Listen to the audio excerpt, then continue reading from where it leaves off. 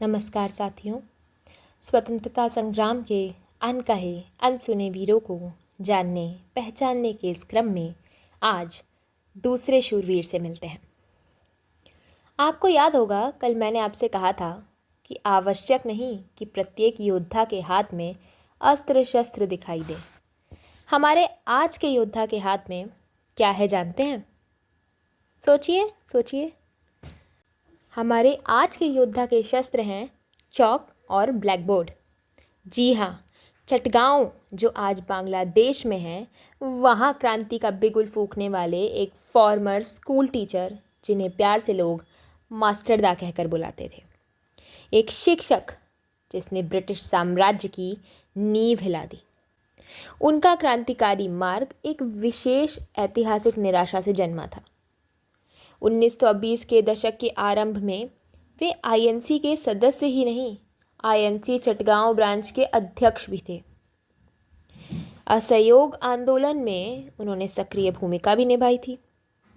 किंतु 1922 में चौरी चौरा इंसिडेंट के बाद, जब महात्मा गांधी ने अचानक आंदोलन स्थगित कर दिया, पढ़ाई, नौकरी, कामकाज सब छोड़कर क्रांति के हवन में आहुति देने वाले योद्धा युवा निराश हो गए। उनमें निराशा पसर गई। इसी दौरान रूसी क्रांति की सफलता ने क्रांति के सशस्त्र मार्ग की ओर युवाओं को प्रेरित किया। मास्टरदा, जो एक शांत समर्पित शिक्षक थे, उन्हें अब गणित से अधिक क्रांति का पाठ आवश्यक लगने लगा। इसी के साथ उन्होंने सशस्त्र क्रांति के मार्ग को पूर्णतः अपना लिया। साथियों, उनका मानना था कि क्रांति के लिए संख्या नहीं, अनुशासन, निष्ठा और जोश की ज़रूरत होती है। इसीलिए उन्होंने 14-15 वर्ष के लड़के लड़कियों को ट्रेनिंग देनी शुरू की। ब्रिटिश निगरानी से बचने के लिए उनके सहयोगियों गणेश घोष और अनंत सिंह ने एक व्यायामशाला को बाहरी रूप से एक सामान्य जिम की तरह स्थापित किया, और इसी तरह स्थापित हुई IRA, इंडियन रिपब्लिकन आर्मी। और 500 युवाओं में से 65 योद्धाओं को एक बड़े अभियान के लिए चुन लिया गया।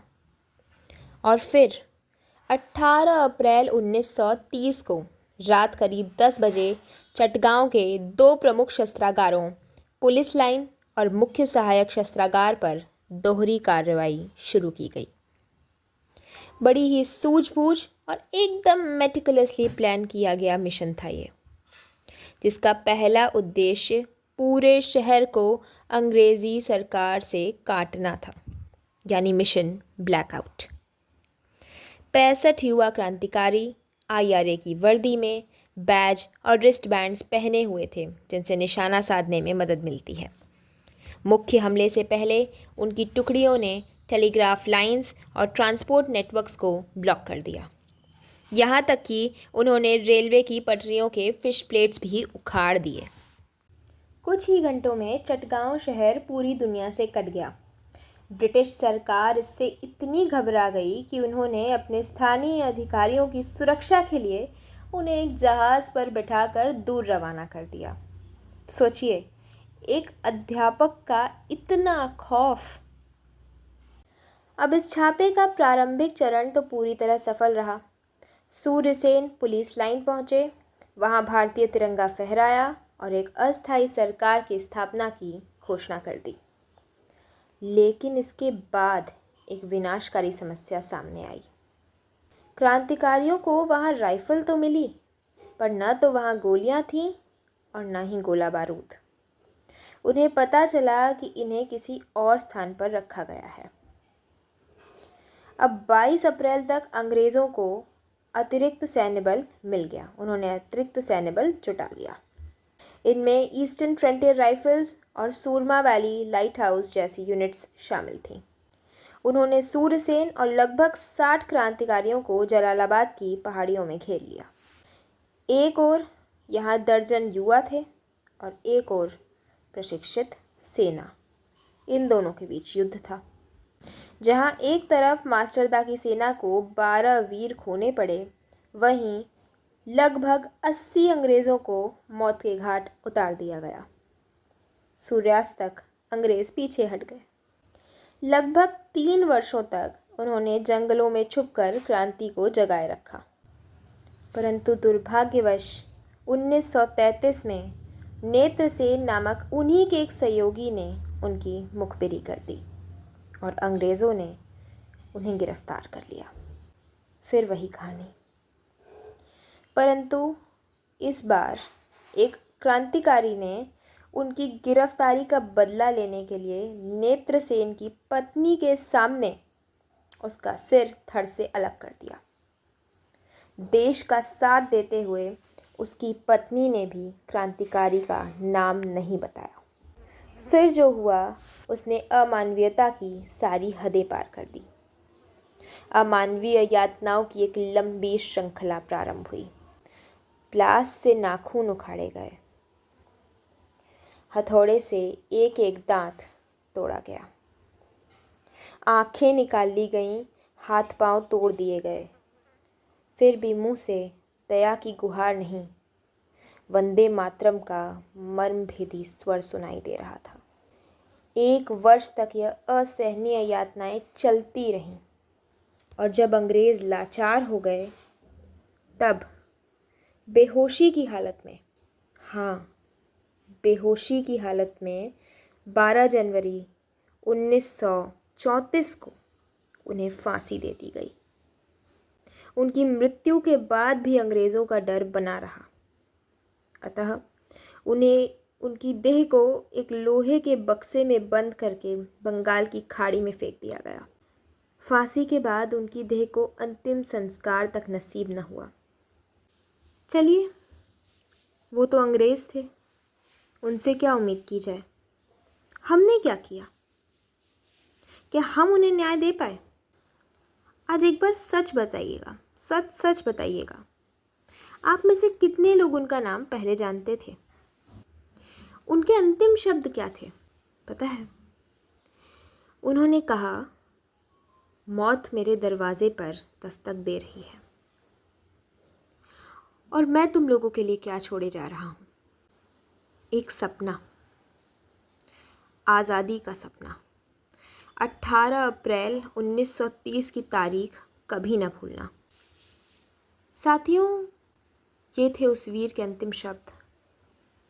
स्वतंत्रता की इस लड़ाई में कुछ लोग राह बन गए, सीढ़ी बने, सूर्यसेन जैसे लोग, और कुछ लोग राही। हमें आज स्वयं से ये प्रश्न करना है कि हमें उनमें से कितनी राही याद है। राह तो चलिए हमने याद की ही नहीं, वो तो हमें याद है ही नहीं। क्या हमें राही याद है? मित्रों, मास्टरदा ये बात अच्छी तरह जानते थे कि इतनी बड़ी और मजबूत ब्रिटिश सरकार से लोहा लेना उनके अकेले की बस की बात नहीं है, परंतु फिर भी उनसे जो हो सका उन्होंने किया। जो प्रयास वो कर सकते थे उन्होंने किए, और आप जानते हैं इसका फ़ायदा क्या हुआ? उन्होंने क्रांति का मार्ग खोल दिया, एक ऐसा मार्ग जिस पर चलकर आने वाले समय में जो अन्य क्रांतिकारी होंगे वो आज़ादी के उस मंजिल तक पहुंच सकते हैं। मार्ग खोल देना भी बहुत बड़ी बात है, राह बन जाना भी बहुत बड़ी बात है। दूसरा प्रश्न ये है, युवा कितने ताकतवर हो सकते हैं? मास्टरदा के सभी साथी स्टूडेंट्स थे ना, युवक जो 15 से 20 साल की उम्र के बीच के युवक थे। आज का युवा क्या कर रहा है? एक पेपर लीक हो जाता है तो युवा सड़कों पर गालियों के द्वारा अपने संस्कार प्रदर्शित करने निकल जाते हैं।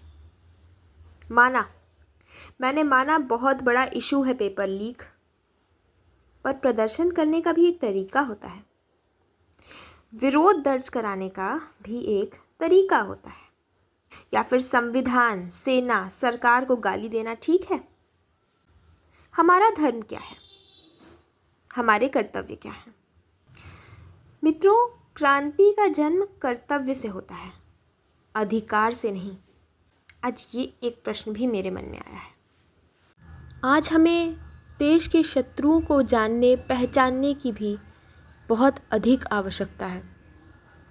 कितने ऐसे नेत्रसेन, कितने ऐसे गणुजी, कितने और ऐसे गद्दार जिनके कारण देश ने अपने असंख्य वीर खोए हैं, अपनी असंख्य मणियाँ लुटाई हैं।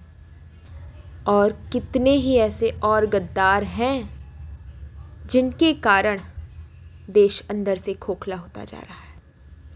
इस पर भी विचार अवश्य कीजिएगा। आजकल सोशल मीडिया के दौर में कई तरह के प्रोपेगेंडा फैल रहे हैं। इनकी चपेट में न आए। देश हमारे लिए सर्वोपरि होना चाहिए। देश की सुरक्षा, राष्ट्रहित हमारे लिए सर्वोपरि होना चाहिए, क्योंकि हम भारतीय हैं और हमारे लिए इतना कारण पर्याप्त है। कोई भी और इशू, कोई भी और मुद्दा इससे बड़ा नहीं हो सकता। साथियों, हमें ये समझना होगा कि देश है तो हम हैं, देश नहीं तो कुछ भी नहीं। हमारा कोई अस्तित्व नहीं है इस देश के बिना। इस देश की संप्रभुता, अखंडता को सुरक्षित रखने की जिम्मेदारी हमारी है। आज शिक्षकों की भूमिका पर भी विचार कीजिएगा। क्या है शिक्षकों की भूमिका आज के समाज में? क्या शिक्षकों की भूमिका मात्र विद्यालयों तक, स्कूलों तक, यूनिवर्सिटियों तक सीमित नहीं रह गई है? क्या शिक्षक अपना प्रभाव विद्यार्थी के मानस पटल पर छोड़ पा रहे हैं? क्या शिक्षक समाज को दिशा दे पा रहे हैं? सोचिएगा अवश्य। आज के लिए इतना ही मित्रों। बहुत बहुत धन्यवाद। हम अगली बार फिर मिलेंगे एक ऐसे ही अनुपम चरित्र के साथ।